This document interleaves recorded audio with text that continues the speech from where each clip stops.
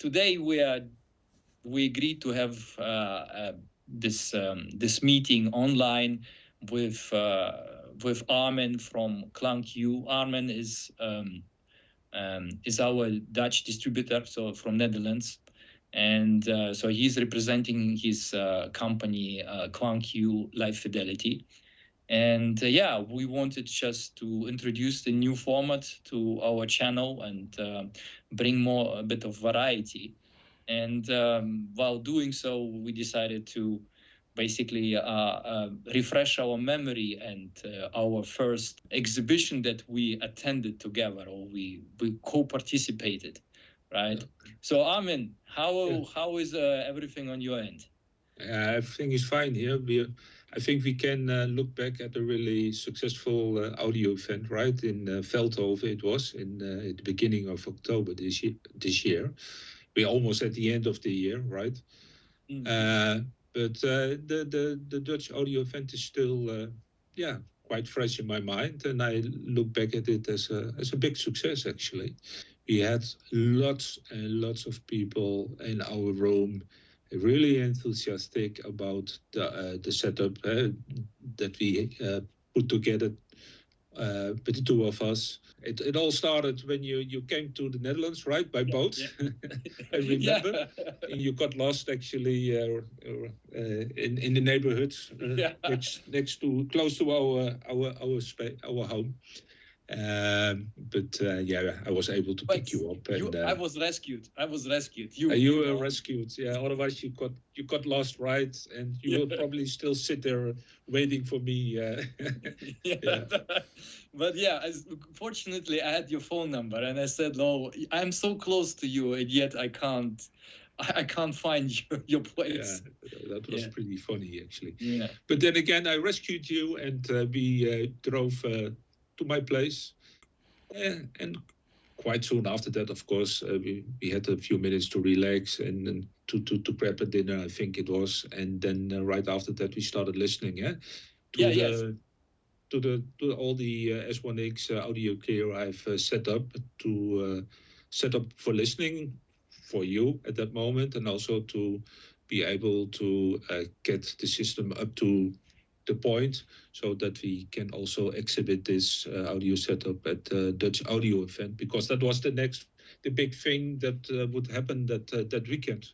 Yeah, and I also brought all the other goodies that I thought that would make the system complete.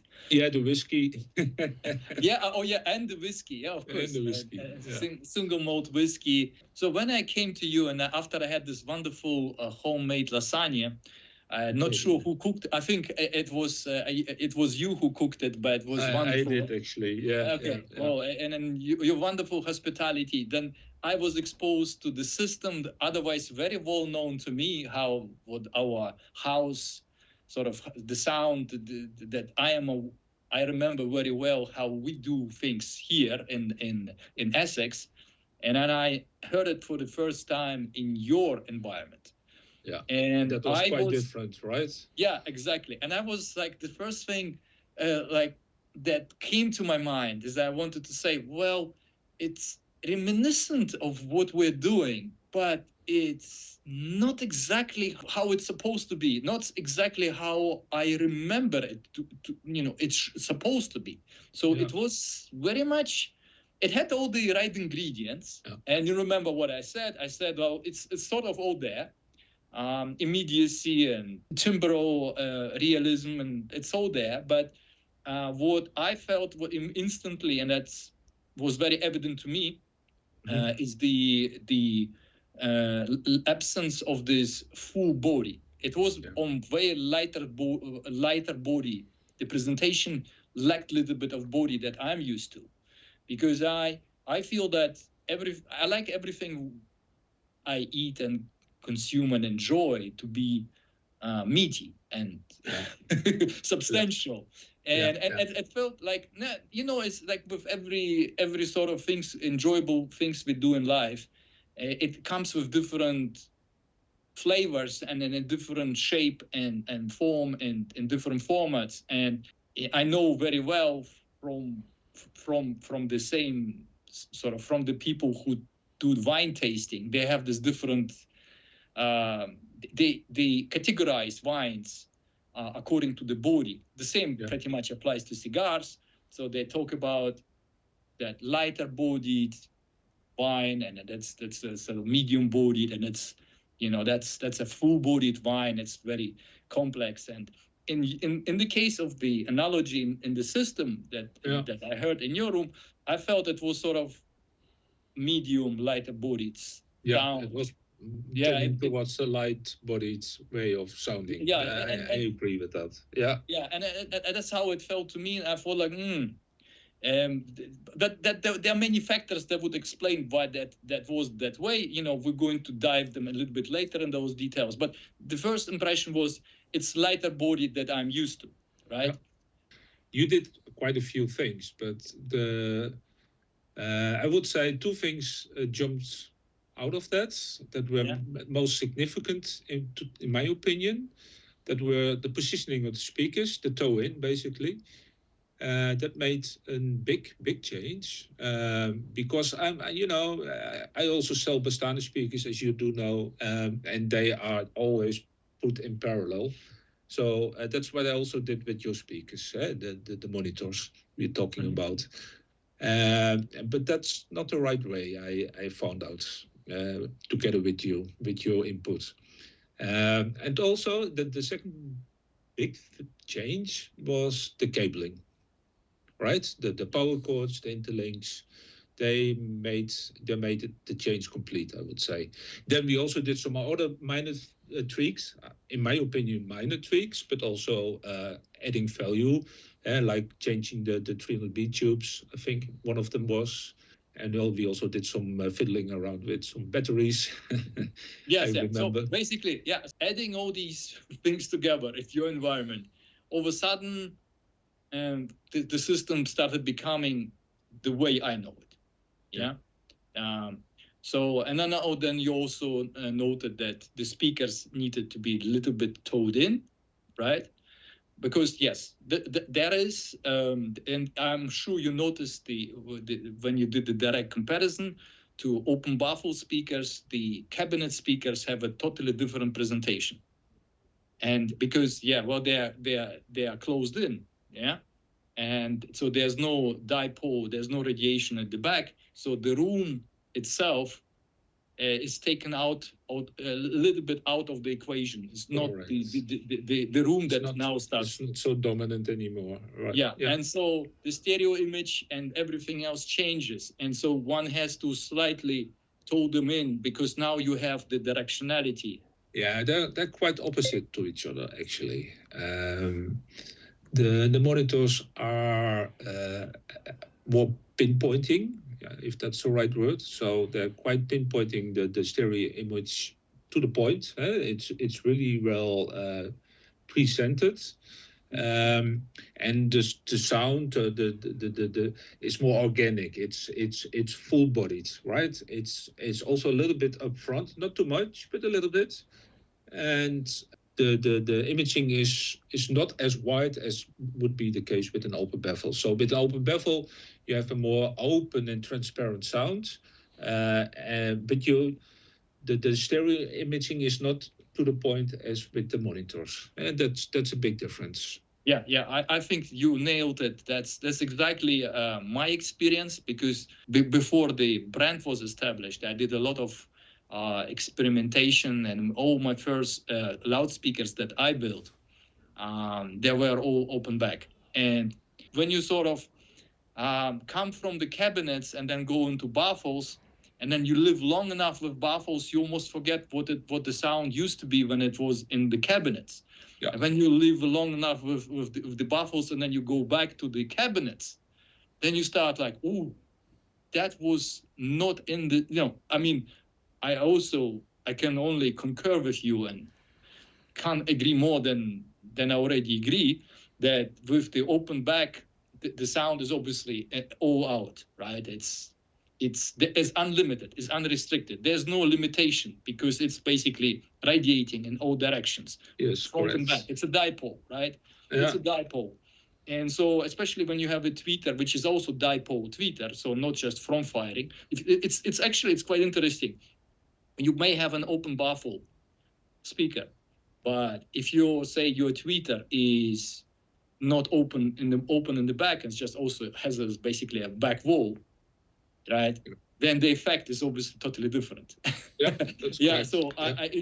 I find it out. So that's what most people try to do. They because the low frequencies is the biggest problem with open baffle, right? So they put the woofers in sort of cabinets or like semi open boxes, and then the rest of mid range and the tweeter they put in on the baffle, right? But then the effect of this radiation in every direction is minimized on the tweeter side if the tweeter is restricted at the back. So it goes again. So it's not as expensive. The sound becomes sort of again limited to the radiation pattern of those drivers. And with cabinets, what happens? You instantly get the separation between left-right channels, pinpointing exact the stereo image is there. Now stable, very focused, and you get you can actually almost point where which musician is positioned, right? Yeah, they're exactly. Like big headphones, right? Yeah. And that was also the impression I got that evening you visited me for the first time. That imaging was really pinpointed, and it was like big headphones, but in a positive way, right? So we changed many things, but basically the most important things were the cabling, the interconnects, the speaker cable, the power cords, and then next also the slightly toe in of the speakers themselves, and that all together made a big difference, right? Yeah. I think the next morning we also did some listening. We continued listening a little bit, and the system already sounded a lot better. The next morning, and of course then we had to pack all the gear into the van and drove it to Veldhoven.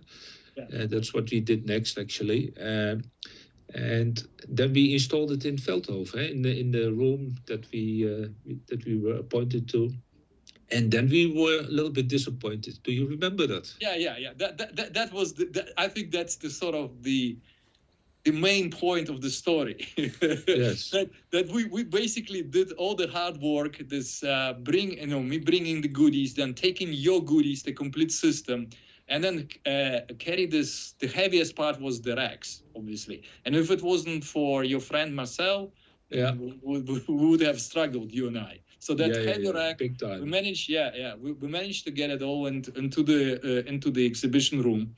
It was all nicely set up. We've been very meticulous that everything is being set up in the same way it meant to be. So all the phasing, all the cables were all basically we looked meticulously that everything matches our set standards. And after everything was connected, I remember Marcel and you and I, we all sat down on the chairs and then just started listening. And then the first notes, the first couple of minutes, the song, and we were like, oh dear. What's happening? What is going on? Yeah. What's going on? It was unlike the sound was unlike the one that we remember that was in your place, wasn't it? Yeah. It was totally suddenly. Yeah, it was suddenly. It was everything was there, sort of, right? But it was there was no cohesion. There was no cohesion. Yeah. It was abstract. It was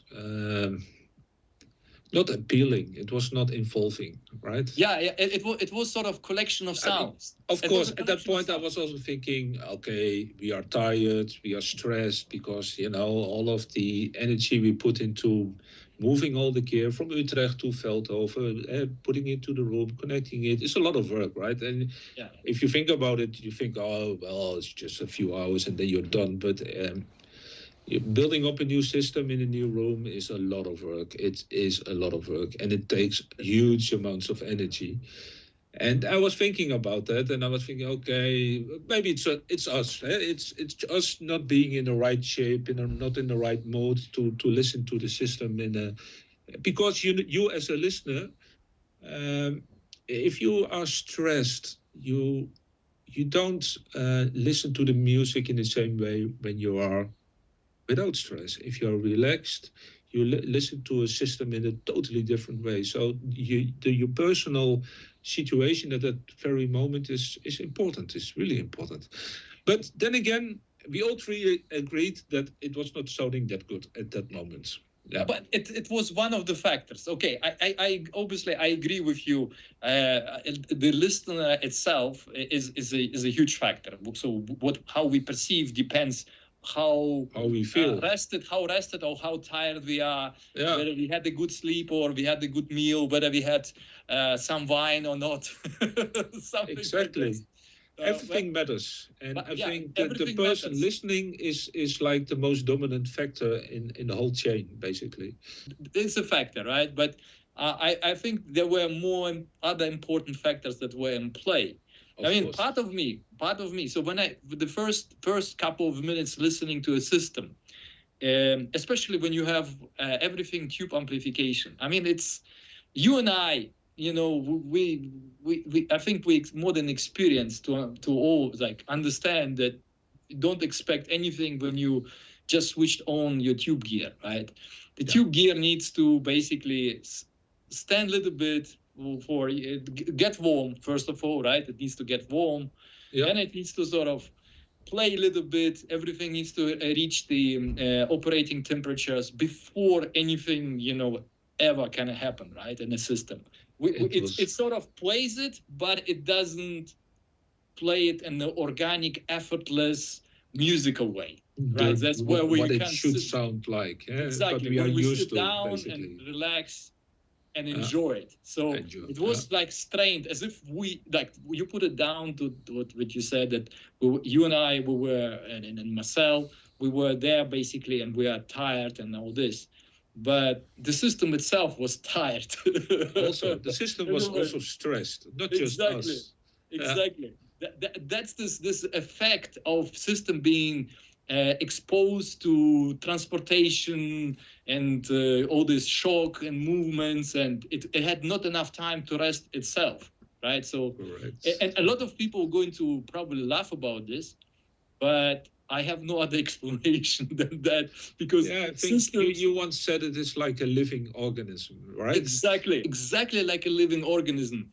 You expose the system to a shock, right? Don't expect the system to perform, right? It needs to rest, basically. It needs to gather itself together, sort of get warm. I don't know. And also feel happy, right? It's like a living organism. It has an opinion. It has a way of thinking. Everything like sort of breathing. It's breathing. It needs to start breathing, right? It was, but then again, next day we had a dinner later that evening, and we went. Of course, we went to sleep at a certain time, and we came back the next morning. I think it was around. Before it was even in the evening, correct? After we came from the restaurant, and it was already almost midnight, right? We came just to double check what's happening. I forgot that. Yeah. You forgot about this. We came still to the room to see what's happening. The system been now on maybe for a couple of hours, right? It was already sort of started growing itself in. And where it was at that very moment, late in the evening, I was like, okay, if this improvement is going to continue, then it will be perfect the next morning. That was also my expectation, but the problem is that we sort of under time pressure, right? Because the next morning, 10 o'clock, the show starts, right? You have no excuses. We had, I made all this, I traveled, all this distance over to Netherlands, to Veldhoven, to you, and Veldhoven we brought all this equipment together, and the system is not performing, right? It's like a nightmare at that moment, right? Yeah. It's like all this effort, and the system is not doing what we think it's supposed to do, right? And yeah, and we went to sleep, and next morning, when we met somewhere in the morning in the room, I could, we both could breathe out. I saw in your face, you were relaxed. Yeah.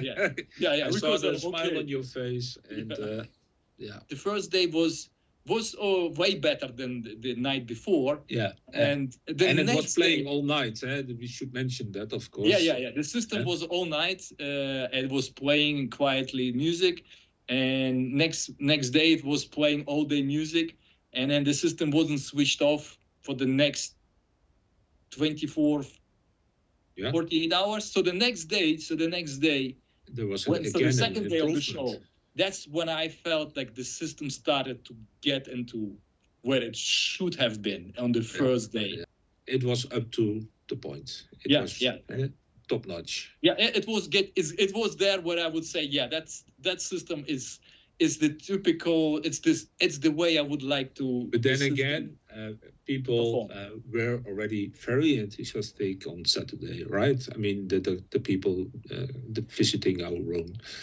So even though it was not at the 100% level it should be, maybe, it was already very enjoyable on Saturday. Yeah. Yeah, we got all these comments, it's sublime and this and that, and I'm like, whoa, this is our level 3 system here, right? It's if you feel this is sublime, you need to sort of hear what we do at higher performance levels, right? Yeah, I think people, the tendency at audio shows is that systems in other rooms tend to be really analytical. That's what you hear in most rooms. A lot of emphasis on the treble, on the high frequencies. It should be spacious, it should be detailed. You should try to impress people. And actually, what you did also with your input was totally the opposite. You said, okay, I'm not interested in details of music. I want to have it be musical, right? It should sound organic and full-bodied, and all the details. Well, that's on the second plan. That's not the most important thing you should be bothered about, and people appreciated that. The people but not that we say that details, the textures, the timbres, and the harmonic envelope are not important. It's also important. No, of course not. It's obviously it's part of the recording, if it's the part of the recording, right? Exactly, and it should be something natural and not something overemphasized. To make a big impression of a certain sound, certain bass or whatever, like many rooms do. And they were enjoying the music in our room, and not just a few. I mean, they were like, it was completely full at times. People could not come into the room anymore because there were too many people. And you could see that people were sitting for a long time on the chairs, listening to the music. Didn't want to leave the room, just sat there enjoying the music for quite some time, actually. And many of them also returned to our room a few times. And there were like, I don't know, 80 exhibitors, 80 rooms, 80. So a lot of rooms, probably so many rooms. If you want to visit them all at this show, it would take you 2 days. But I saw many people returning to our room and just enjoying the music for quite some time. And so that to me was a really positive thing. To me as well, because that was the first time we had a complete system exhibited in a single show.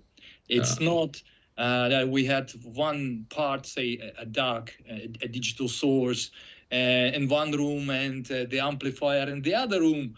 No, it was everything from the very beginning until the cones, until the speakers. Everything. It was everything, the whole chain, the whole system. Yeah, we got many questions regarding these speakers. Do you remember? They were impressed by the fact that a single full range driver in the MTR was capable of producing this music, of producing this impressive low frequencies, basses. They were impressed by that, and they were asking, really, is this one driver doing this all? And they were walking around the speaker, looking if there was maybe a second driver there or whatever. Subwoofer somewhere hidden. Was there indeed a subwoofer hidden behind the curtains? Yeah, absolutely. And remember, towards the end of this, I think on the second day, there was somebody. There was some exhibitor, a person who came into our room, and he was like looking at everything, and then he came over, I think to us or to me, and he asked me, there was the question, how is it possible you have such a non-huge, sort of like relatively compact driver, which is not really compact. It's not huge. 9-inch. It's not huge, but it's not tiny either. So relatively small driver, for a single driver. How is it possible to reproduce low frequencies that the whole room is basically like filled? It was a big room, right? It was so full. 50 square meters, huh? Yeah. It was way over. I think it was way over 50. Maybe even 60 square meters. Yeah, somewhere in between, but definitely more than 50 square meters. So, and that 50 square meter room, so the sound was very full, right? Remember what we started off speaking about, the fullness, the full body. So he was inquiring, how is it possible to produce such a full-bodied sound from just two drivers, which are not huge in size? Yeah. That's what that's why he was basically surprised to hear that.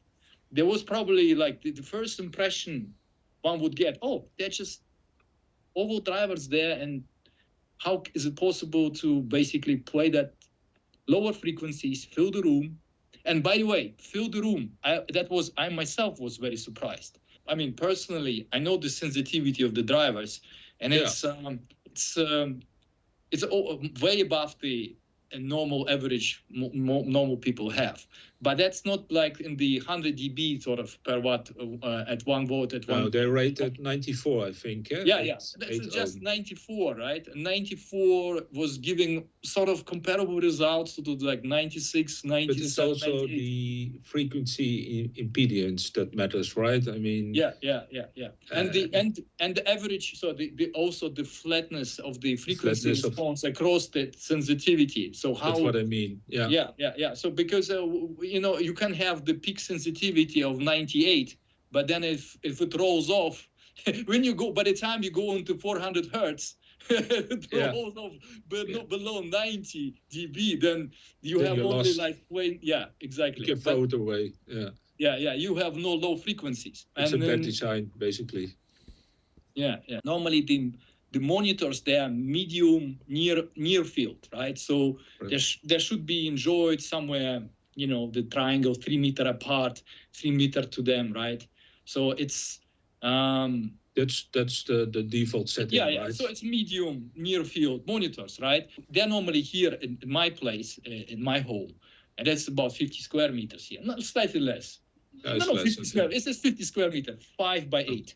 Yeah. 40 square meter room. You've been to my place. Yeah. So it does wonderfully. It sounds wonderfully there. But that room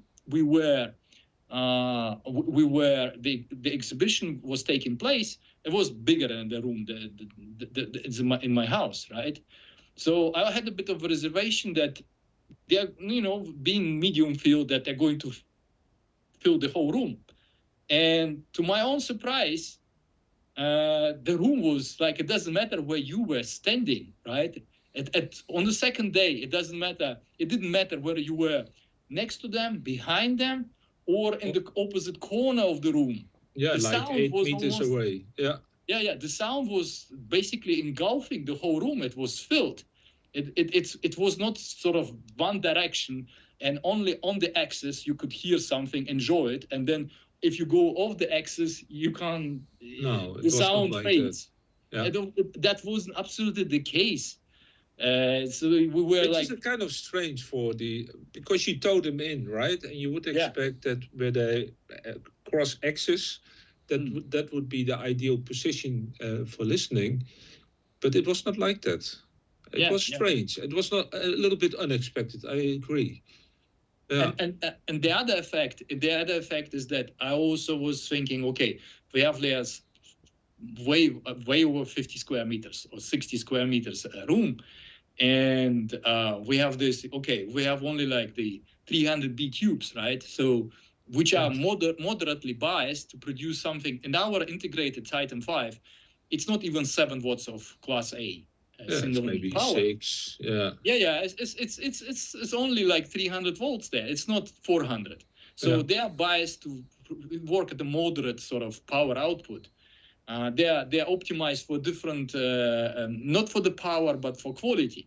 And with these sort of 6 watts of power, the whole room was basically like, we could play, we had still headroom to play it way louder. And that's, I mean. Exactly. There were many people coming to us saying, it's very loud. Can you please turn down the volume a little bit? Huh? Yeah. We had constantly to turn it down.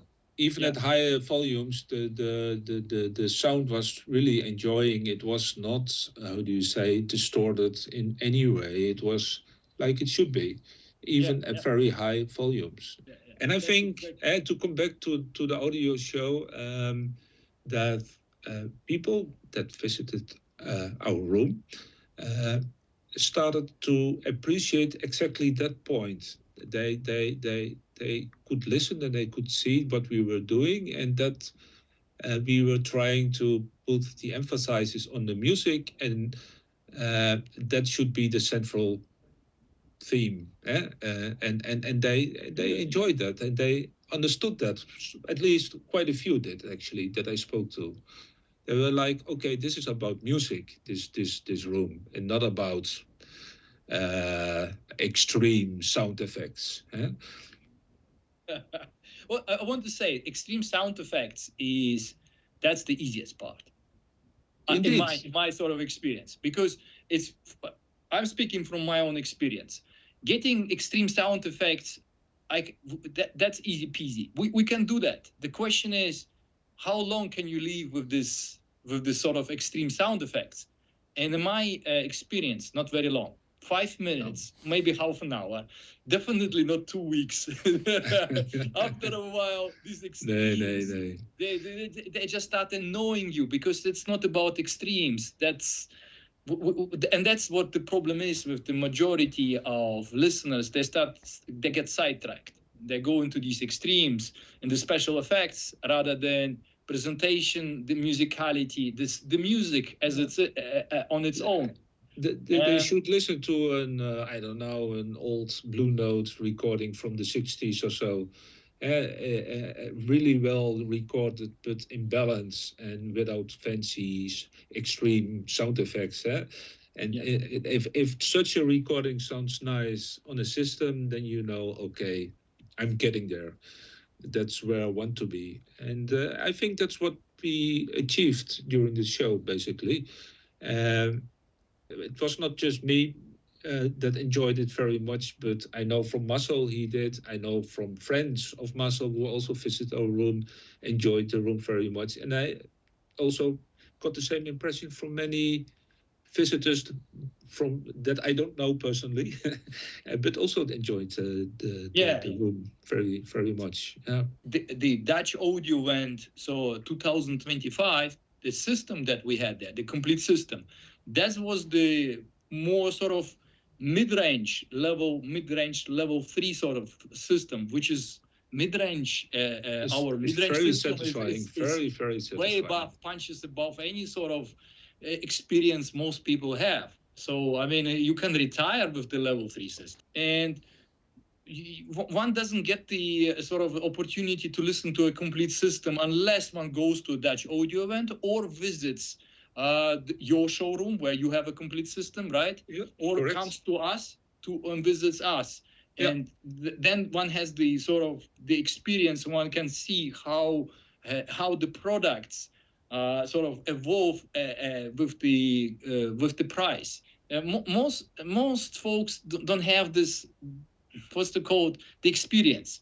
So it's like they're confined to their sort of their budget, and they don't know anything beyond that. You see, and they judge all other systems by their own sort of limited budget experience, right? And I'm not talking about just the budget, I'm talking about just the experience, the limitations of it. Yeah. And I think sort of products like the DAC 5 with our VDT 405 together is sort of there to broaden the horizon, to show what is possible. What is possible, eh?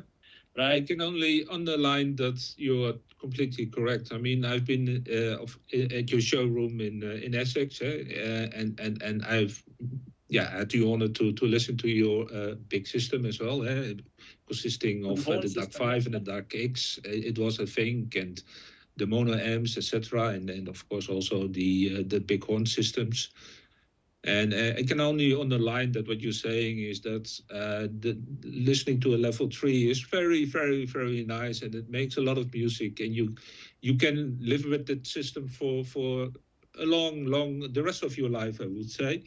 Yeah. But people who look for a bigger system for even better quality, I can only advise them to listen to an line 4 or even line 5 or line X system. And people who are interested in S1X products, of course, can always visit our showroom in Utrecht, the LiveFidelity. We have a level 3 system playing there on every day, so they're more than welcome to visit us. Any other level system can also be, of course, experienced, but then we have to make an appointment at the S1X showroom in Essex. Maybe we will plan to have a higher level system for the next show, in 2026. Yeah, that's a good idea.